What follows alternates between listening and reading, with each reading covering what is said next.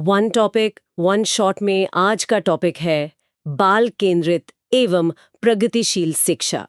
ये टॉपिक से हर बार क्वेश्चन आया है UP TET, C TET, MP TET and other exams में।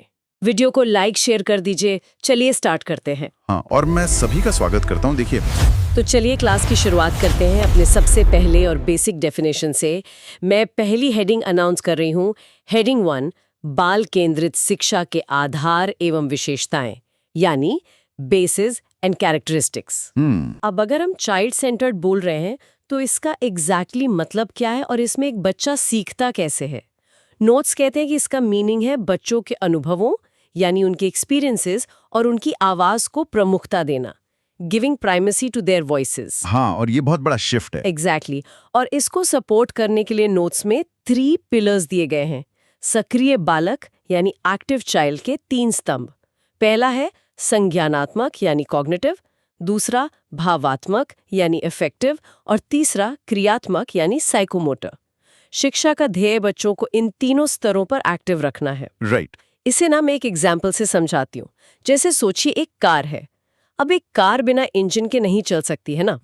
वैसे ही लर्निंग बिना बच्चे के इन तीनों कॉग्निटिव, अफेक्टिव और साइकोमोटर इन्वॉल्वमेंट के आगे नहीं बढ़ सकती। अरे वाह, ये कार वाली एनालॉजी तो बहुत सटीक है। मतलब अगर बच्चा इमोशनली कनेक्ट नहीं कर रहा तो गाड़ी आगे जाएगी ही नहीं। बिल्कुल। इसका एक बड़ा अच्छा उदाहरण नोट्स में दिया है कि बच्चों को महापुरुषों की कहानियां और नाटक का उदाहरण देकर मोटिवेट करना। जब बच्चा नाटक देखता है तो उसका दिमाग, उसका दिल और उसकी फिजिकल एक्टिविटी तीनों एक साथ जुड़ जाते हैं। और यहाँ एक तगड़ा एग्जाम ट्रिक हाईलाइट करना चाहूंगी। एग्जाम में क्वेश्चन पढ़ते ही हमेशा उस ऑप्शन को चुने जो बच्चे को एक्टिव यानी सक्रिय रखता हो, जिसमें बच्चा कुछ कर रहा हो, पैसिव ना बैठा हो। एकदम सही ट्रिक पकड़ी आपने। अब इसी के साथ अगले कॉन्सेप्ट पर आते हैं जो इसकी फाउंडेशन है। हाँ, हेडिंग 2, ज्ञान का निर्माण, कंस्ट्रक्शन ऑफ नॉलेज। देखिए, ज्ञान का निर्माण कोई हवा में नहीं होता। ज्ञान दरअसल बच्चों द्वारा एक्टिविटीज में भाग लेने, उनके एक्टिव पार्टिसिपेशन का परिणाम है। इसे ऑब्जेक्टिव फॉर्म यानी उद्देश्यात्मक रूप में प्रस्तुत किया जाता है। और अगर क्लासरूम नेचर की बात करें तो बच्चे इंडिविजुअल और ग्रुप यानी व्यक्तिगत और सामूहिक दोनों रूप में सीखते हैं। अच्छा, अकेले भी और सबके साथ मिलकर भी। हाँ, और यहाँ पर सबसे ज्यादा पूछे जाने वाला एग्जाम पॉइंट आता है। एनसीएफ 2005 के अनुसार एनसीएफ कहता है कि मैथ्स टीचिंग का प्रमुख उद्देश्य है बालक के चिंतन का गणितीकरण, mathematization of child's thinking. Wait, mathematization of thinking सुनने में तो बहुत भारी टर्म लग रहा है। इसे थोड़ा रियल लाइफ में ब्रेक डाउन करेंगे आप? हाँ, बिल्कुल। देखिए, मैथ्स का मतलब सिर्फ फॉर्मूला रटना या कैलकुलेशन करना नहीं है। इसका रियल लाइफ मीनिंग है बच्चे के दिमाग को लॉजिकल बनाना।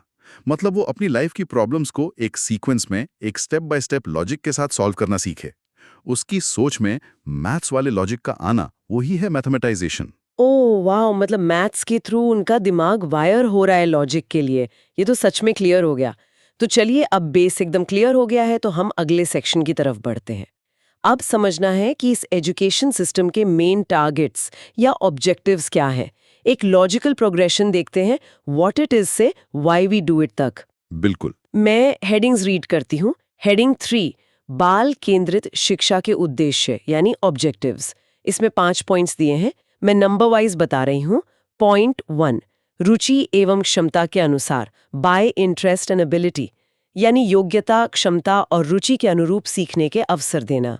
पॉइंट 2, रचनात्मक कार्य, क्रिएटिव वर्क, क्रिएटिव कामों में पार्टिसिपेशन जैसे एक्टिविटी बेस्ड प्रोग्राम्स।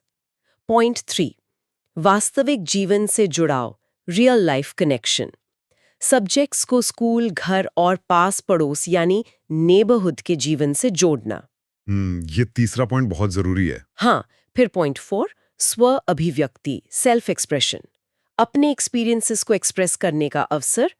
और आखिरी पॉइंट 5, आत्मक्रिया यानी सेल्फ एक्टिविटी, खुद से कार्य करने, खोजने और नियम बनाने, मेकिंग रूल्स के अवसर। पर वेट, एक मिनट, क्या हुआ? पॉइंट 5 पर मुझे एक थोड़ा डाउट आ रहा है। मतलब अगर बच्चे खुद रूल्स बनाएंगे तो क्लास में डिसिप्लिन कैसे रहेगा? ये तो एनार्की हो जाएगी ना। ये डर सबको लगता है, लेकिन यहाँ सेल्फ एक्टिविटी का मतलब शोर शराबा या एनार्की बिल्कुल नहीं है। इसे गाइडेड डिस्कवरी कहते हैं। जब बच्चे टीचर के गाइडेंस में खुद समझते हैं कि नियम क्यों चाहिए, तो वो रूल्स की वैल्यू ज्यादा मानते हैं। थोपे हुए रूल्स बच्चे तोड़ते हैं, पर खुद बनाए रूल्स वो फॉलो करते हैं। अच्छा, तो ओनरशिप आ जाती है उनमें। एग्जैक्टली। और इसीलिए नोट्स में क्रूशल नोट है कि व्यक्तिगत अंतर यानी इंडिविजुअल डिफरेंसेस को स्वीकार करना चाहिए। हर बच्चा अलग है। और एक एग्जाम अलर्ट यहाँ ध्यान रखिएगा। नैतिक एवं मूल्यपरक शिक्षा यानी मॉरल एंड वैल्यू एजुकेशन के लिए स्कूल का वातावरण आदर्शवादी रूप यानी आइडियलिस्टिक फॉर्म में होना चाहिए। मतलब वैल्यूज रट के नहीं, माहौल से सीखी जाती हैं। सही पकड़ा आपने। तो ऑब्जेक्टिव सेट हो गए। अब इन ऑब्जेक्टिव्स को पूरा करने के लिए आखिर सिलेबस कैसा दिखना चाहिए, ये प्रैक्टिकल एप्लीकेशन का पार्ट है। मैं अनाउंस कर रही हूँ हेडिंग 4, पाठ्यक्रम का स्वरूप, नेचर ऑफ करिकुलम। सिलेबस कैसा हो, इसकी 5 पॉइंट्स की एक चेकलिस्ट है। पॉइंट 1, जीवनोपयोगी, यूजफुल फॉर लाइफ।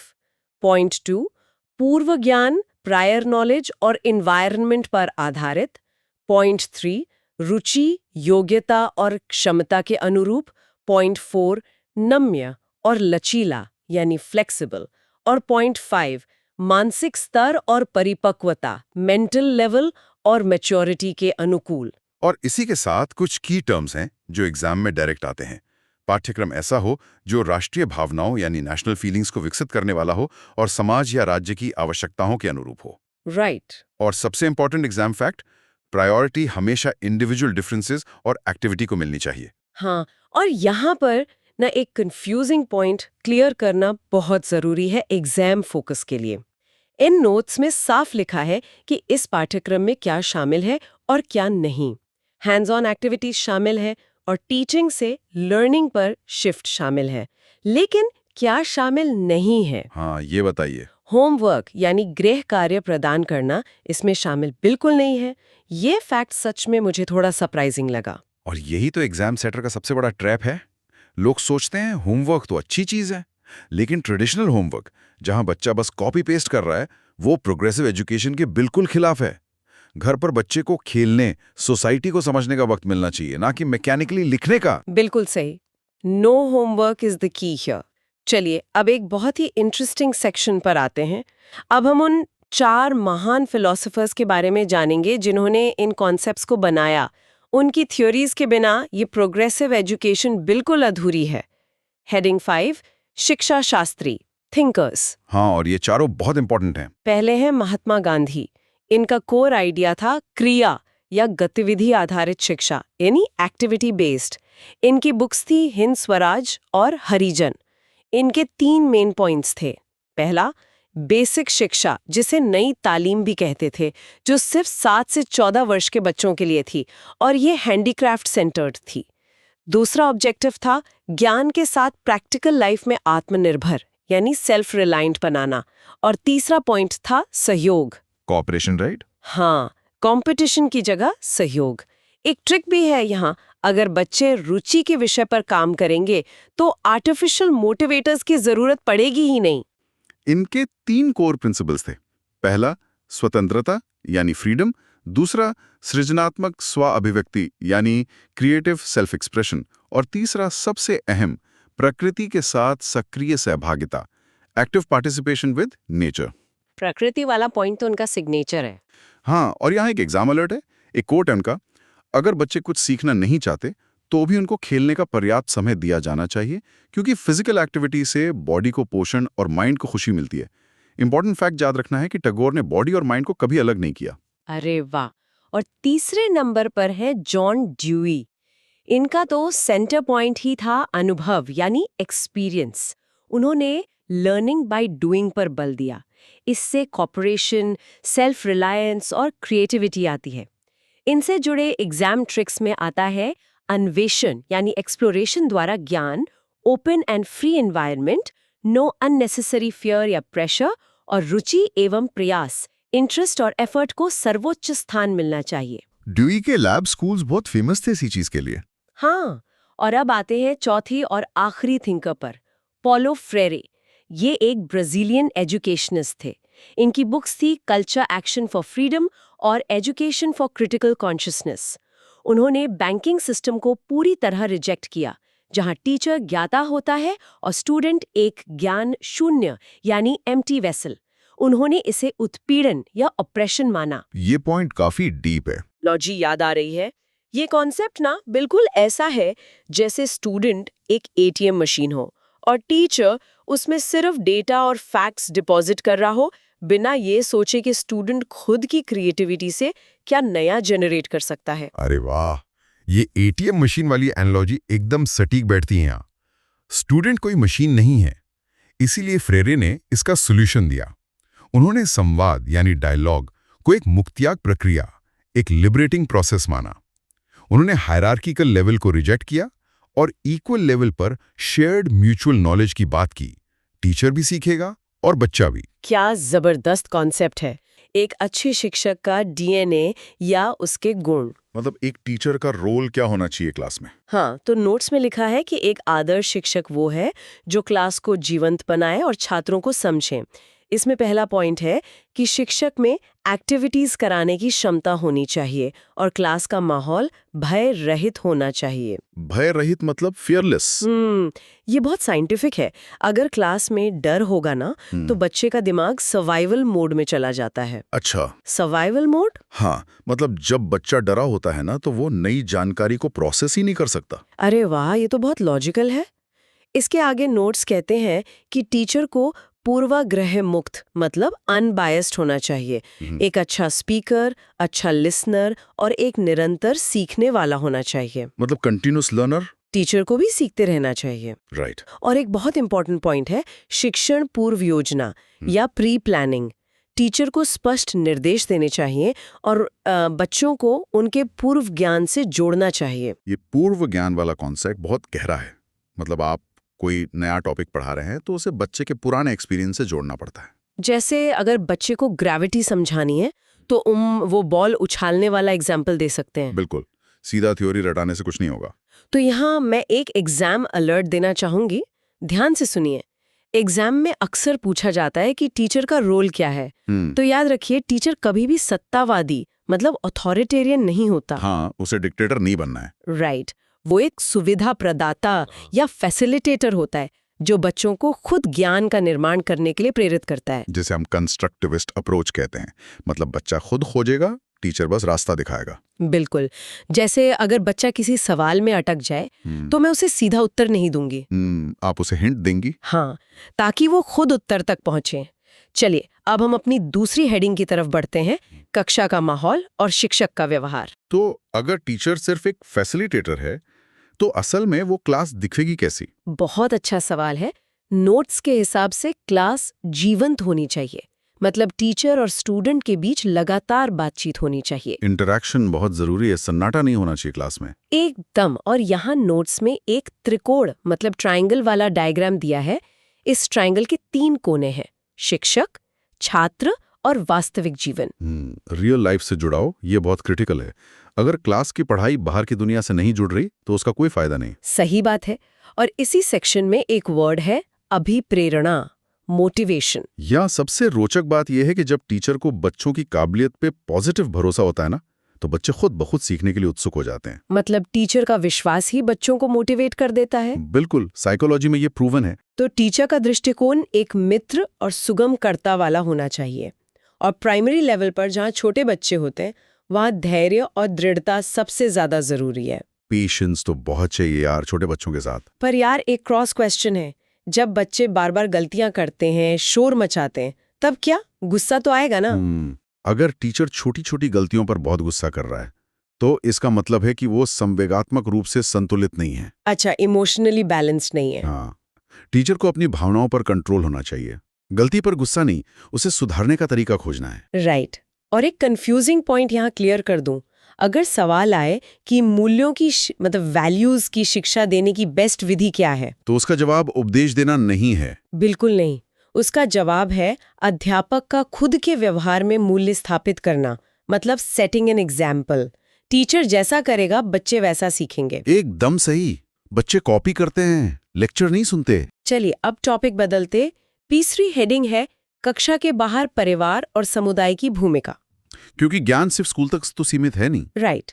तो नोट्स कहते हैं कि माता-पिता की भूमिका अग्रोन्मुखी मतलब प्रोएक्टिव होनी चाहिए। और अगर पेरेंट्स ध्यान नहीं दे रहे हैं तो वही तो समस्या समाधान है। अगर कोई अभिभावक स्कूल में टीचर से मिलने नहीं आता है तो टीचर को खुद उनसे मिलने जाना चाहिए। अरे वाह, मतलब टीचर को इनिशिएटिव लेना पड़ेगा। बिल्कुल। इम्पॉर्टेंट नोट ये है कि टीचर को साधन संपन्न होना चाहिए, मतलब एक कंप्लीट रिसोर्स जिसके पास बच्चों की हर प्रॉब्लम का सल्यूशन हो। सही बात है, जिम्मेदारी टीचर की ही ज्यादा है। तो अब आते हैं सबसे इम्पॉर्टेंट टॉपिक पर, हमारी चौथी हेडिंग, प्रगतिशील शिक्षा का असली मतलब, प्रोग्रेसिव पेडागोजी। ये बहुत ही क्रूशल कॉन्सेप्ट है। हाँ, इसकी डेफिनेशन है कि ये शिक्षा बच्चे की क्षमताओं में विश्वास रखती है और करके सीखने यानी लर्निंग बाय डूइंग पर बल देती है। इसमें बच्चे ज्ञान के सक्रिय अन्वेषक हैं। एक्टिव एक्सप्लोरर्स, मतलब वो खुद रिसर्च करेंगे। जैसे नोट्स में एक बहुत अच्छा एग्जाम्पल है, अगर साइंस पढ़ानी है तो टीचर बच्चों को पौधा उगाने का प्रोजेक्ट देता है। जिससे बच्चे खुद उस पौधे को बढ़ते हुए देखेंगे, ऑब्जर्व करेंगे और सीखेंगे। बिल्कुल। और यहाँ एक बहुत बड़ी एग्जाम ट्रिक है दोस्तों। अगर क्वेश्चन में आए कि बाल केंद्रित शिक्षा का मूल मंत्र क्या है, तो आंसर है, यदि आप बच्चों को सिखाना चाहते हो तो बच्चों से सीखिए। क्या बात है, बहुत ही डीप लाइन है ना? अब नोट्स में प्रगतिशील कक्षा की 4 मुख्य विशेषताएं दी गई हैं, जैसे किसी पजल के टुकड़े हों। मैं नंबरिंग के साथ बताती हूँ। हाँ बताइए। पहली है लचीलापन या फ्लेक्सिबिलिटी, मतलब टाइम टेबल और बैठने की व्यवस्था में आजादी होनी चाहिए। बच्चे रोबोट्स की तरह एक लाइन में ना बैठें। राइट। दूसरी विशेषता है सहयोग से सीखना, कोलैबोरेटिव लर्निंग। ये प्रोजेक्ट विधि से होती है जहां बच्चे साथ मिलकर काम करते हैं। इससे टीम वर्क बढ़ता है। तीसरी है समस्या समाधान। इसमें आलोचनात्मक चिंतन यानी क्रिटिकल थिंकिंग पर बल दिया जाता है। और चौथी है सक्रिय सहभागिता, मतलब एक्टिव पार्टिसिपेशन। मतलब क्लास में हर बच्चा इन्वॉल्व होना चाहिए, पैसिव होकर नहीं बैठना है। एकदम सही। अब 5वीं हेडिंग पर आते हैं, लोकतंत्र, विविधता और एनसीएफ 2005 का प्रवेश। अब यहाँ सवाल उठता है कि जब हर बच्चा अलग है तो एक ही तरीके से सबको कैसे पढ़ाया जा सकता है? वही तो, इसीलिए एक लोकतांत्रिक कक्षा, डेमोक्रेटिक क्लास की जरूरत है, जहां बिना किसी भेदभाव के सबको समान शैक्षिक अवसर मिलें। Equal opportunity. हाँ, और व्यक्तिगत विभिन्नताओं, इंडिविजुअल डिफरेंसेस को एक समस्या नहीं मानना है। तो क्या मानना है? उन्हें नियोजन का यानी प्लानिंग का आधार मानना चाहिए। टीचर उसी हिसाब से अपनी क्लास प्लान करें। अच्छा, ये तो बहुत पॉजिटिव अप्रोच है। और यही एंट्री होती है एनसीएफ 2005 की नेशनल करिकुलम फ्रेमवर्क। इसके कुछ इंपॉर्टेंट फैक्ट्स हैं। इसे प्रोफेसर यशपाल की अध्यक्षता में एनसीईआरटी द्वारा 2005 में प्रस्तुत किया गया था। और इसमें त्रिभाषा सूत्र मतलब 3 लैंग्वेज फॉर्मूला की बात भी की गई थी ना? बिल्कुल की गई थी। एनसीएफ कहता है कि सीखना समृद्ध तब होता है जब वास्तविक दुनिया के रियल वर्ल्ड के एग्जाम्पल्स क्लास में लाए जाएं। मतलब अगर इसके कोर प्रिंसिपल्स का एनालिसिस करें तो एनसीएफ पूरी तरह से रचनावाद पर खड़ा है, कंस्ट्रक्टिविज्म पर। हाँ, जहां बच्चे खुद सीखते हैं। और ये विवेचनात्मक शिक्षा शास्त्र यानी क्रिटिकल पेडागोजी को सपोर्ट करता है, जहां बच्चे के खुद के अनुभव और उसके सवाल बहुत इंपॉर्टेंट होते हैं। सही कहा। अब हम आते हैं 6ठी हेडिंग पर, जो एग्जाम्स में सबसे ज्यादा पूछी जाती है, गलतियों का जादू और समावेशी शिक्षा। यहाँ तो बात बहुत ही दिलचस्प हो जाती है यार, क्योंकि हम तो गलतियों को हमेशा बुरा मानते हैं। बिल्कुल, पर नोट्स कहते हैं कि बच्चों की गलतियां बुरी नहीं हैं, वो बहुत महत्वपूर्ण हैं। कैसे? क्योंकि ये गलतियां बच्चे के विचार की अंतर्दृष्टि या इंसाइट उपलब्ध कराती हैं। टीचर को समझ आता है कि बच्चा सोच कैसे रहा है और फिर समाधान पहचानने में सहायता मिलती है। मतलब गलतियां सीखने की खिड़कियां हैं।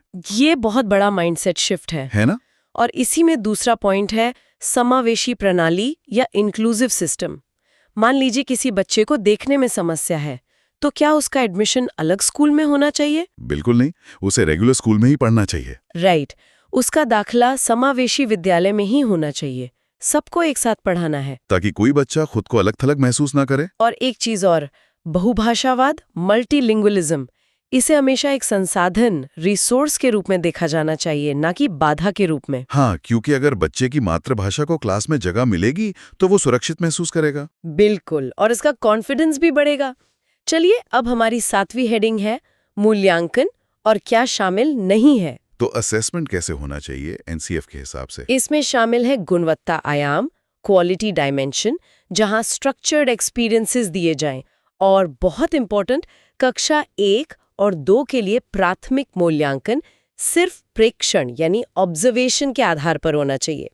मतलब छोटे बच्चों का कोई पेन पेपर टेस्ट नहीं, सिर्फ उन्हें ऑब्जर्व करना है। हाँ, और अब एग्जाम अलर्ट।